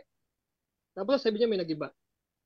No? Mas authoritative yung mga binasa niya kaysa sa interpretation ng Rome. Yun ang sinabi niya. No? Mas authoritative yung binabasa niya o siya, sa interpretation niya kaysa yung sinasabi ng Rome. Ito ginagamit sa mga official documents, hindi ito yung usapang kalye lang.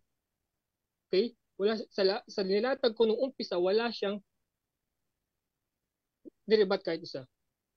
Okay, ngayon, anong sabi ng Roman Curia? Makikita natin na 3rd century lang in-apply yung Petrine text. Yung primacy ng Rome, na galing kay Peter, doon lang sa Latin West. So, ibig sabihin, tanggap ni John Doe na wala sa East. So, contrary yun sa Vatican I na sinabi na tanggap ng East and West ang supremacy, ng papal supremacy dati pa.